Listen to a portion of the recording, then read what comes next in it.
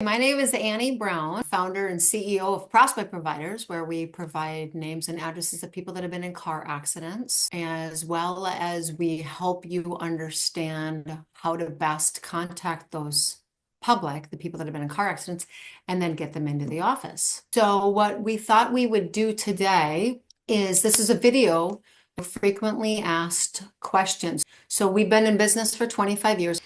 And because we don't just provide the list, we also provide training on how to contact these people. We end up with a lot of questions.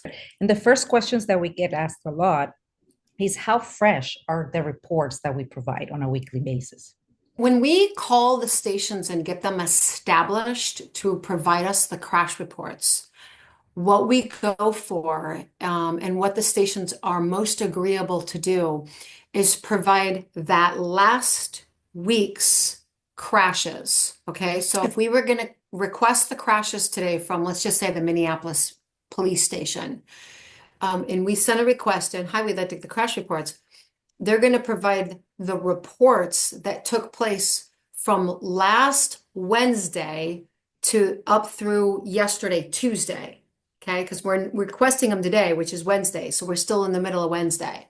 So we'll send the request and it's going to have the crash reports that the police officers have finished their records. The record staff have uploaded the information, and that data is mainly composed of what's happened between last week, Wednesday, and yesterday, Tuesday. Okay. Do we occasionally have people on those reports from earlier times or other date ranges? Yes.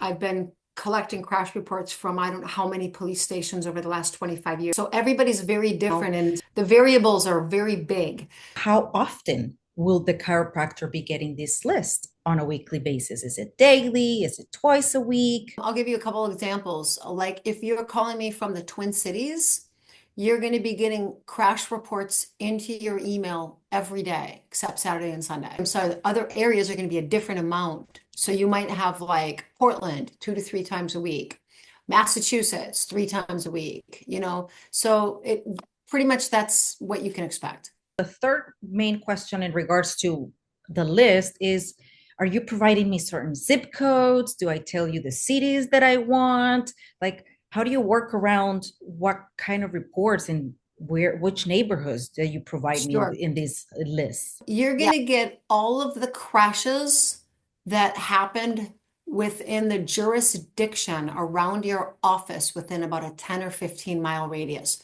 For all of the stations that have agreed to provide the crash reports, you're going to get all of those crash reports within that jurisdiction. And as I go over in the training program, if you've purchased it, you're going to market to all of them, even if they're not in your zip code.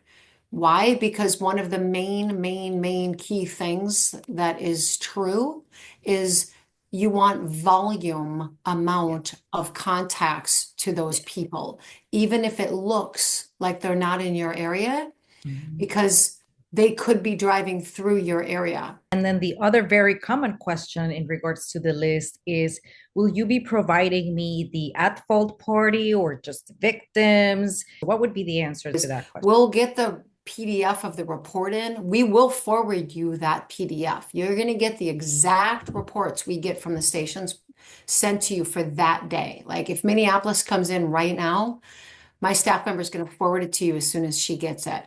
Then what she does is later in the day, for all of the stations that come in on Wednesday, for example, today's Wednesday, from the Twin Cities area, she's going to type up all the names and addresses and do any phone number lookup for that day's reports. We do not break down unit 1, unit 2.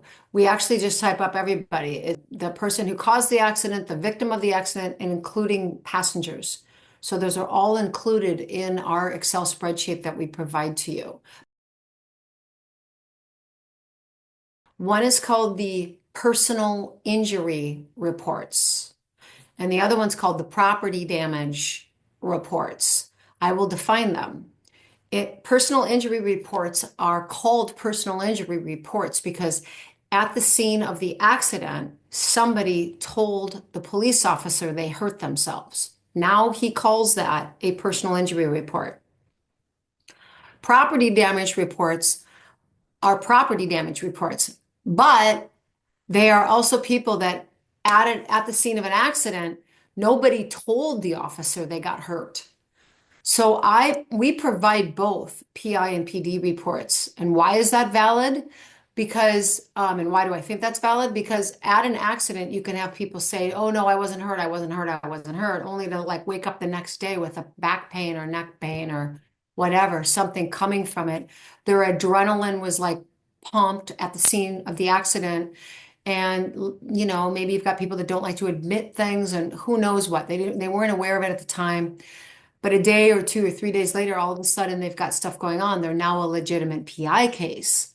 So I collect, when I'm getting them from the stations, we collect PI and PD reports because PD reports could turn into. However, also on the PD reports are any property damage. So if somebody drives by my thing right now and drives my mailbox over and I'm sitting here in my house and I see that, I'm going to call the police and say, "Hey, somebody vandalized my mailbox." My name, Annie Brown, is going to be on the property damage report. Yes. Okay, great. I wasn't in an accident. So you are going to get your intermittent few people that are part of that group of people. But it's better safe to have the whole property damage report because the majority statistically of those reports of people that are the property damage report are crash victims that haven't said they were hurt. Very. So we do provide phone numbers on reports if you want them. Most of our reports all have numbers on them. So if the crash report itself doesn't come with phone numbers on it, and sometimes they don't, sometimes they do. If they do, we provide that. If they don't, we do reverse phone number lookup through a company we use to do it. So we will do reverse lookup and provide phone numbers. How do you know if it's legal for me to implement this program and market to car accident victims in my state? I have an attorney that I've worked with for about 9 years, and he's done all of my legal research for pretty much every state. Maybe there's like 6 left that we haven't done yet, but he's researched in every state certain laws. And the laws I have him research is one, are names and addresses of people that have been in car accidents in the state of Minnesota or Florida. Are they considered public record by the state? Yes or no? So we now know, are they public record by the laws? And then I have him, and then he provides those statutes with it as well. And then a broken down layperson's thing so that it's easy to interpret it. And then he also researches what are the marketing and solicitation rules regarding marketing and soliciting to car accident victims in the state by the state itself. So the state might have its own laws as a state entity body, for let's say Minnesota, wherever. And also he researches the state, he researches the chiropractic board for the state, because every state's got their own board and different laws with that board. Like what are the marketing and solicitation rules to car accident victims in that state from the chiropractic board, as well as the bar association for attorneys. So this is what he's researches. If you're also a PT, physical therapist, or an MD, he will also include that in there. Can you help me even though you're not in my city currently? We provide a service to you, and the name of that service is called Research and Establishment, R&E for short. And what that service consists of is we basically, wherever your office is, like this location is your office, we research on the map within about a 10, 15-mile radius of your location all of the police stations, sheriff's department, highway patrol office, state police that cover that jurisdiction zone, that 10, 15-mile radius zone. So we find out who they are, and then we contact them one by one by one by one, each of the stations. And basically what we do is we get them to agree to provide the crash reports to us on an ongoing basis. This is not a quick and easy process for us. I often am using my attorney that I work with, to help get those crash reports to be agreed to be released to us. That process can take anywhere from, I've seen it 4 weeks, 6 weeks, 8 weeks. It just depends what we're running into in your area. But Once we're done with the R&E, we're going to know three pieces, roughly three pieces of information. We're going to know which stations are going to give us the crash reports the way we want them. We're going to know kind of a rough average of how much is that area going to yield in terms of number of crash victims. Like in the Twin Cities area on our report is anywhere from 4 to 6,000 crash victims a month. Portland, Oregon, anywhere from 5 to 600 a month. So we're going to now know how many, roughly a little bit of crash victims may be on the report every month. And the last piece of information I'm going to be able to tell you at that time is how much is your list going to cost you every month from there on out? Like how much we provide you the list from there on out. We're going to be able to tell you how much is that list going to be. The average range of lists that I've kind of see it be, really no less than $2,000 to $2,500 a month for the list, and I've seen it go as high as 5 to 6,000 a month. That number can be capped. You're going to get a login to our website where the training videos that go over what exactly do you need to do to be successful in marketing to crash victims. It comes with the legal research for your state. It comes with what are you going to send out, the templates that you mail out to the crash victims. Comes with any calling script to the crash victims. Every successful action of what to do to market to crash victims and get them to come into the doors of your office is on this training program. And you get that, it comes to you. You can move through it at your own pace. If you have a girl that you've hired to run your marketing and she leaves in 3 months, you still have access to the training videos so that you can have your next girl watch them again. So pretty much that's what we have. Where have you seen the most success in offices? What would be the two main things that they do that make them so successful? The things that make marketing to crash victims successful that I've seen in 25 years is following our training program to the T. Because there are pieces to this training program. There's a right way to do this and many wrong ways, but there's a right way to do this. And if you get the program and understand it and follow it and apply it, you should be able to pull off really good results.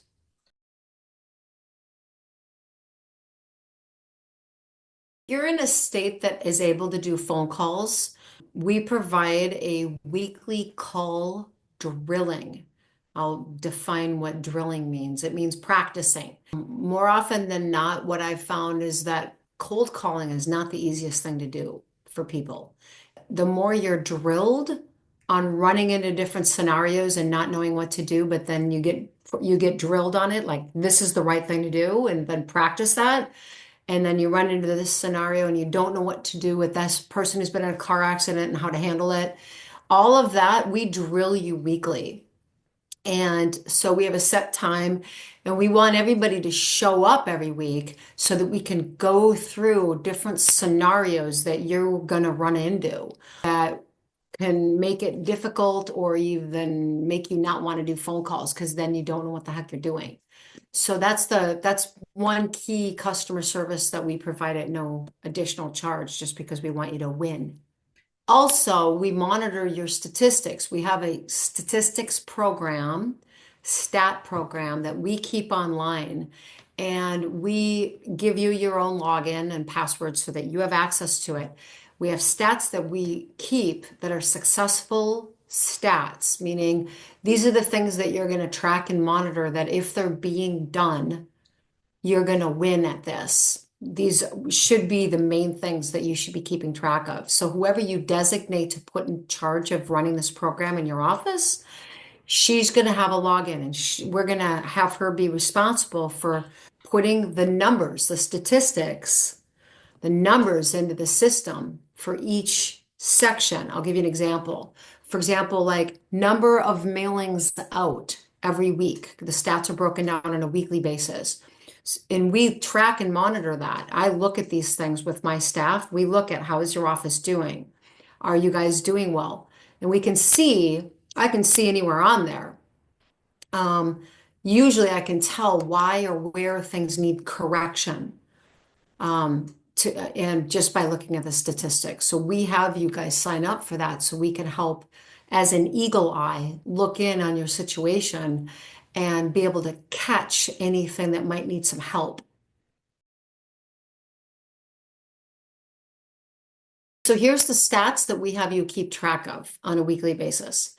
Number of mailings out to the crash victims. So this is the number of mailings you sent them. Number of calls in from that want to schedule an appointment. Okay, number of calls in from your mailings out. If you can do phone calls to the crash victims, number of calls made, number of appointments made, and that's from doing the phone calls out. The number of calls in as well has its own appointments made. Then number of appointments kept, how many people kept their appointment in the office. And then the last statistic that we have you track and keep is number of closes. And I will define what that is.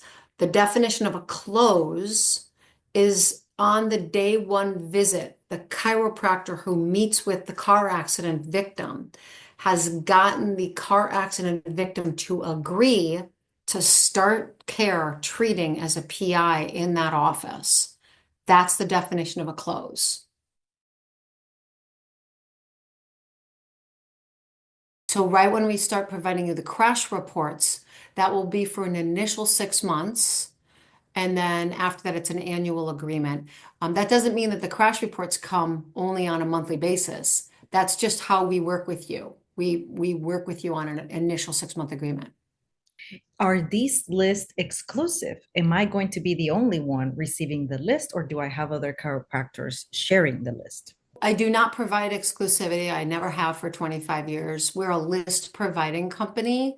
So, by the mere fact that we are a list providing company, we're not exclusive. So you get the list from us. Great. And Okay. how have you seen is the experience of chiropractors sharing the same list in the same state? The stable rule we use is market, dominate your sphere, your zone in your area. If you want more crash victims in, dominate it.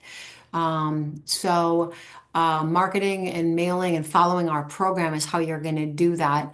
Are other people getting lists and marketing to crash victims? Of course, it's like any other area of marketing that does that. Do you provide any guarantees? Do you guarantee any results? What would you say to that? I don't provide any guarantees. It's just impossible for me to say that this is magically, magic wand going to happen for you. I have, when you get our training program, you get the training program. This is what's been successful. And many offices have used this to be successful. I just can't turn around and tell you you're going to be successful at a why. I have no clue what you're going to do with this program. You can hand it off to your marketing girl named Betsy, and she's going to alter it, deviate it, and not do the program. So there's just no way for me to guarantee that. It's a program you apply. And if you What have you seen are like the average results? How many PIs have your clients started care on a monthly basis in different states? What you've seen has been the range? Because there are so many different scenarios and variables that take place from location to location to location to even office to office. But I can tell you this, if you're applying the program specifically, statistically, I'll give you an example. Guys in the Twin Cities area, they're getting anywhere from 5 to 8 PIs that start care every month. If you can do phone calls in an area like the Twin Cities, which you can't in the Twin Cities legally, but let's say you could, you're going to double that number easily. Like when I was doing phone calls back in the Twin Cities area and doing my program back then when we could do it, I got no less than 12 to 13 PIs that started care every month from the program. So, but every area is going to be a little different. Why? Because the ratio and numbers that you're dealing with are going to be different.